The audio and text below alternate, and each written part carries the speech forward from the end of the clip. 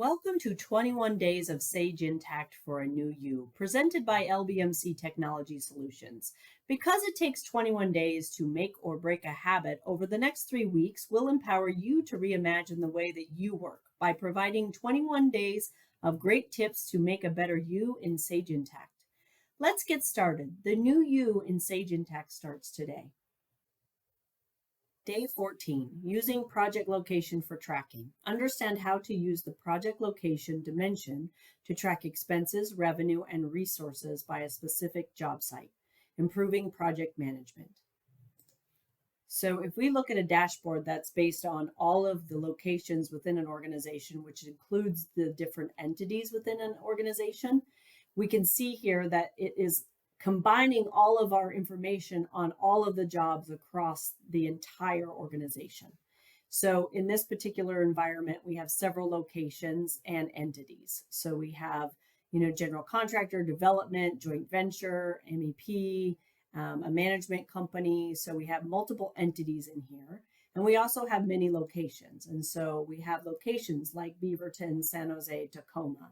So we are able to filter out all of our project information based on these locations, and how that helps us is the ability to really segregate territories, for example, to look at how the jobs in Beaverton might be doing. So we would just choose that filter on our dashboard. And because we have tagged every single transaction with this location, because it's a default on the project setup, we would be able to see that information. Anything associated with that location of Beaverton is now on this dashboard. So if we drill down to an actual project, we would be able to see where that information is coming from. So it has a dimension assigned to it, a location of Beaverton. This is not a required field. So you could have one project that, maybe a project contract has multiple locations that they are working on for one customer.